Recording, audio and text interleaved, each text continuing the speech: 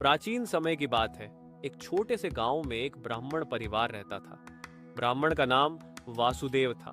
वासुदेव धार्मिक प्रवृत्ति के थे और वे अपने कर्मों से भगवान की भक्ति करते थे। उनके परिवार में उनकी पत्नी, पुत्र राजेश और एक गाय थी जिसे वे लक्ष्मी के रूप में मानते थे।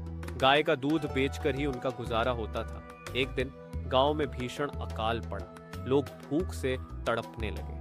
वासुदेव का परिवार भी इस विपदा से बच नहीं सका। उन्होंने अपनी गाय का दूध भी गरीबों में बांट दिया, लेकिन जल्द ही उनके पास खाने के लिए अन्न भी नहीं बचा। एक रात वासुदेव भगवान विष्णु की भक्ति में लीन होकर प्रार्थना कर रहे थे। उन्होंने भगवान से कहा, हे प्रभु, मेरे परिवार को तो जैसे तैसे सहन हो जाएगा, लेकिन गांव के इन लोगों की मदद कैसे करूं? आप मुझे सही मार्ग दिखाइए। उस रात वासुदेव को स्वप्न में भगवान विष्णु के दर्शन हुए। भगवान ने कहा, वासुदेव, सत्य और धर्म का पालन करने वाले को मैं कभी अकेला नहीं छोड़ता। सुबह उठकर पूर्व दिशा की ओर जाओ, वहां तुम्हें एक वट वृक्ष मिलेगा। उसकी जड़ में खुदाई करो, तुम्हें अपनी समस्या का हल मिलेगा। सुबह होते ही वासुदेव ने भगवान के आदेश का पालन किया। वे वट वृक्ष के पास पहुंचे और खुदाई शुरू की। कुछ ही समय में उन्हें एक तांबे का घड़ा मिला जिसमें सोने के सिक्के थे।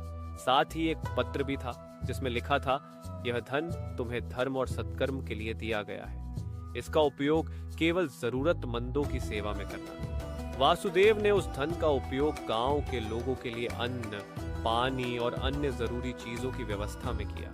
धीरे धीरे अकाल का प्रभाव कम होने लगा। वासुदेव की सच्ची भक्ति और सेवा भावना देखकर गांव के लोग उनकी बहुत प्रशंसा करने लगे।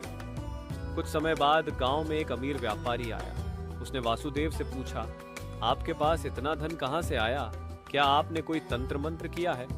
वासुदेव ने मुस्कुराते हुए उत्तर दिया, यह भगवान की कृपा है। जब आप धर्म और सत्य के मार्ग पर चलते हैं तो भगवान स्वयं आपकी मदद करते हैं। व्यापारी को यह सुनकर अपनी गलती का एहसास हुआ। उसने भी अपनी संपत्ति का कुछ हिस्सा गरीबों की सेवा में लगाना शुरू किया।